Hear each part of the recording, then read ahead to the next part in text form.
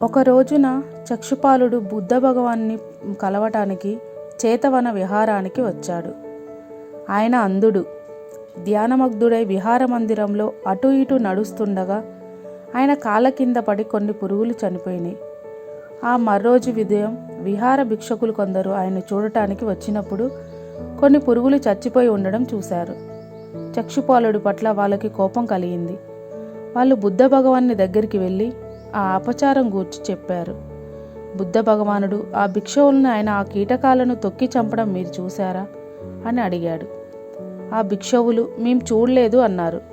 అప్పుడు బుద్ధ భగవానుడు మృదువుగా మందలిస్తూ ఆయన కాళ్ళ కింద పడి అవి చనిపోవడం మీరు చూడలేదు కదా, ఆయన కూడా అల్ప ప్రాణుల్ని చూడలేదు, చూసి ఉండే అవకాశమే లేదు కదా, అంతేకాదు ఆయన అర్హత్వాన్ని కూడా పొందినవాడు, ఇప్పటికే జీవహింస ఆయన వల్లడు, ప్రాణుల్ని అంతమొందించడానికి సమ్మతించడు, అటువంటి నిందార్హమైన పని ఆయన ఎన్నడూ చేయడు అని బుద్ధ భగవానుడు అన్నాడు.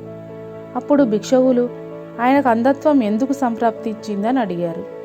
ఎవరైనా సరే చేసుకున్న కర్మ ఫలితాన్ని ఎట్లా అనుభవించాలో చెప్పే చక్షుపాలుడి పూర్వజన్మ వృత్తాంతం బుద్ధ భగవానుడు ఆ భిక్షువులకు ఇట్లా వినిపించాడు. ఆయన ఒక జన్మలో నిపుణుడైన కంటి వైద్యులు. ఒకసారి బుద్ధిపూర్వకంగా ఒక స్త్రీ కంటి చూపు పోగొట్టుకుంది. ఆ స్త్రీ తన కంటి జబ్బుతో ఏదో సంక్రమించిన బాగా పేరున్న ఈ వైద్యుడి దగ్గరకు చికిత్స కోసం వచ్చింది. ఆమె పేదరాలు. ఆమె వైద్యుడితో తనకు పూర్తిగా వ్యాధి నిమ్మలిస్తే, కంటి చూపు బాగుపడితే తన సంతానంతో కూడా ఆయన ఇంట్లో పని మనిషిగా ఉంటానని చెప్పింది.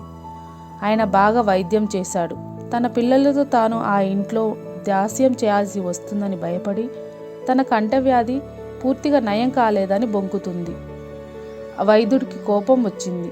అతడికి తెలుసు ఆమె కంటి జబ్బు పూర్తిగా నయమందని.